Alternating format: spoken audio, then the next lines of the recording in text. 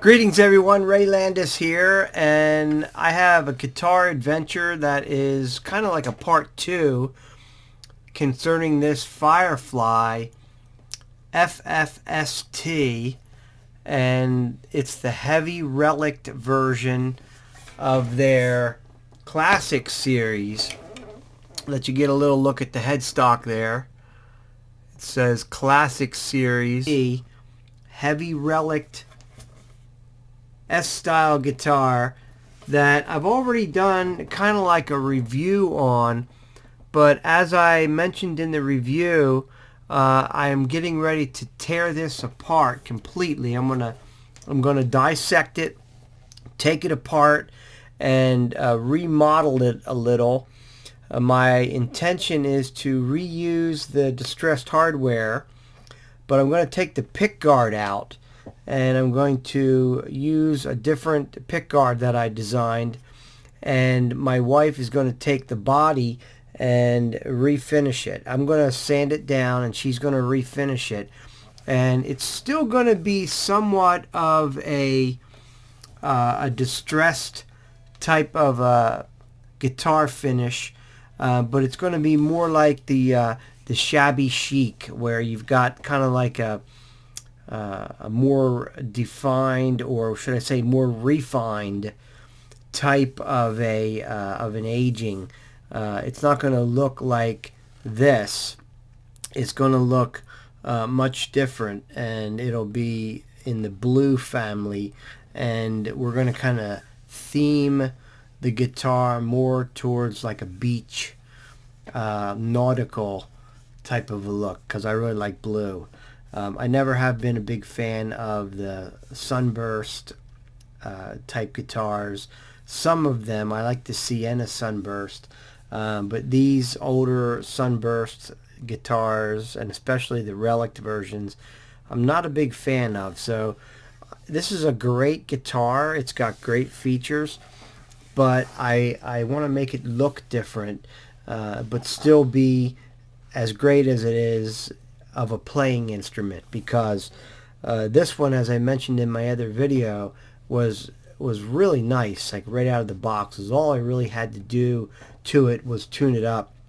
The intonation seems good. I didn't check it because I'm not going to go through all that. I'm basically going to take the strings off and tear it apart, and I'll go through step by step with you to let you see kind of what's underneath the hood, so to speak, on this guitar, and then I'll show you how I'm going to rebuild it. So this is the beginning of a new adventure with this FFST Heavy Relic. Stay tuned. Oh, that hurt. Oh, man.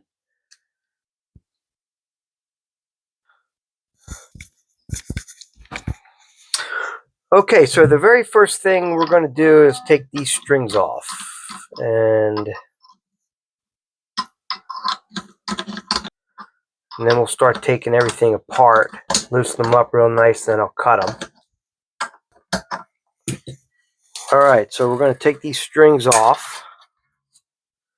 We don't have to worry about the tremolo springs because the tremolo is already tight and it's been decked. So we're not going to have to deal with that at all. We're just going to go ahead and loosen up these locking tuners, pull these strings out, get them off, get them out of the way.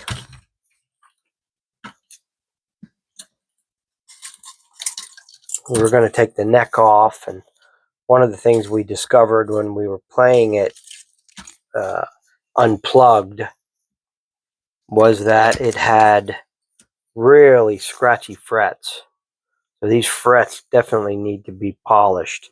But the neck's going to be dealt with, totally separate from the body. We're going to take the pick guard off. We're going to take the tremolo system out, and then we're going to go ahead and take the body and just sand it down almost to bare wood, because we don't want to have any of this sunburst on there when Wendy starts to refinish it. So it looks like they try to imitate the Diodario strings because you've got the different color beads, the ball ends there. And I know that they're definitely not Diodarios because the strings that these guys put on, they're very cheap. They leave all kinds of dirt and marks on your hands when you play them, and they can't possibly be Diodario. But we're going to put some nice strings on it. It's going to be totally different. And first thing I think I'm going to do is just go ahead and take the neck off. So turn this over and get the neck out of the way. Let's see what we got going here. Get this neck out of the way.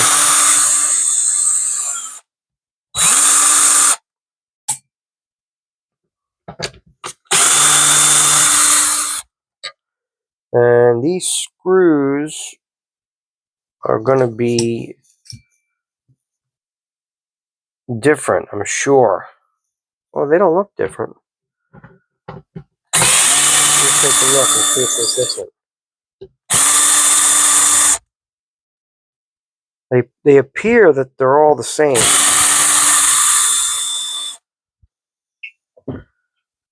So we've got this little area here that's kind of, they've taken the corner off of the neck, the back of the neck pocket, but they haven't tapered it down like they do on some of their models. So in fact, all of the screws are the same length, and we're not going to have to number them or make sure that they go back in the right place. Let's go ahead and take a look at the neck pocket and see what we're looking at here. We'll take the neck right off. All right. A little dusty. There is not a shim in that neck. And it looks like pretty clean. It's almost like it's relic inside there as well. But it's smooth and nice, so we're not going to have to really be concerned about that too much. So now I'm going to go ahead and let's take the back off.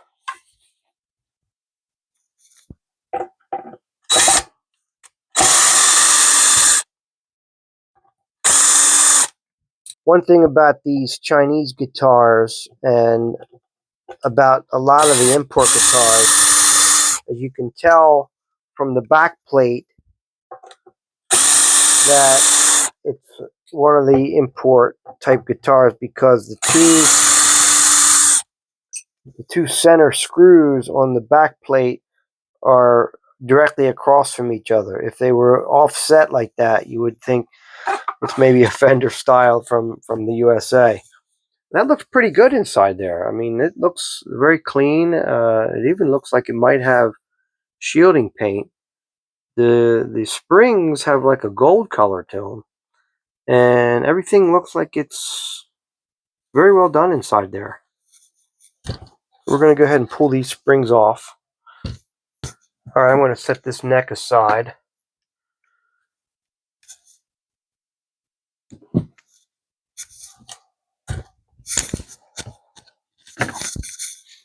All right, so I'm going to go ahead now and take out the springs.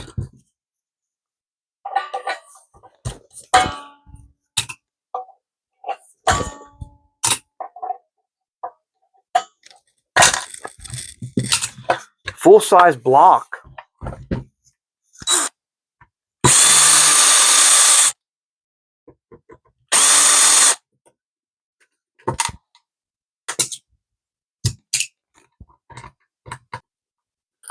These screws don't look like they're very good.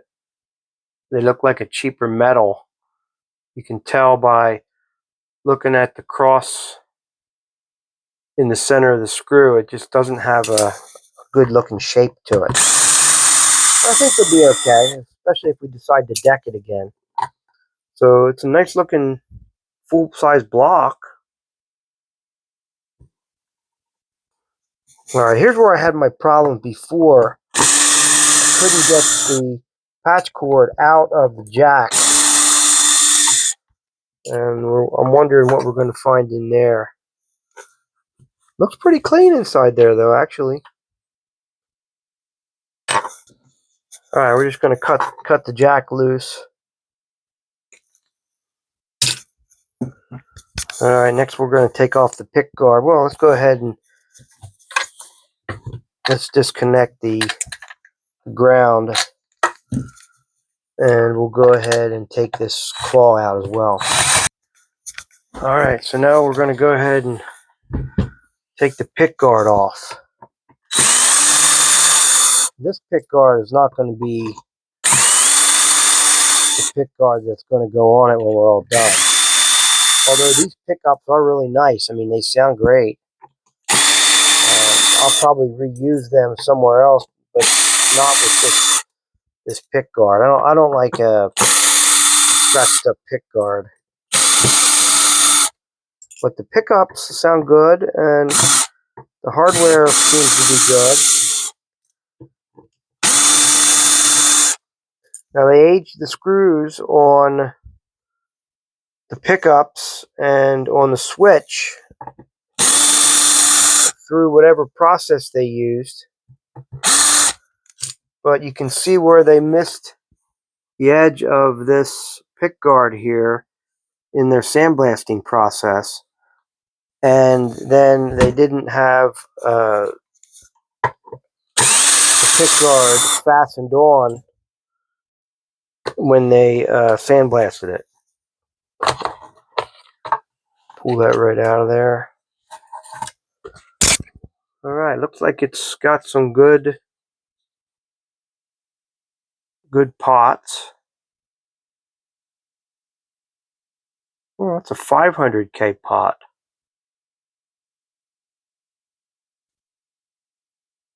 The volume is a 500, is a B500. That's not right. Should be an A. And they soldered the rest of them, so you can't read what they are. Oh, look, yeah, okay. Looks like the two tones are A series pots, and the volume is a B series pot. That can't be right. No, that can't be right. Well, we're not going to use this pick guard anyway. What I've got planned is to use this pick guard. And this one I wired myself with a push-push to add the bridge pickup in any configuration. So that's going to be, of course, this is not going to be the color of the guitar. This will be the new pick guard that's going to go on that. So it's going to, the guitar itself will be kind of have a blue, but I'm probably going to have to take this point right here and take that point off, because if you look at this Stratocaster body, this point right here is going to hinder. So I'm going to have to take that off. I'm going to take that off somehow, because otherwise this pick guard is not going to go down in there like it should. And it gets hung up in there. And so we're not going to be able to keep this wood right here. But there it is. Well, forgot to take the strap buttons off. Let's take the strap buttons off.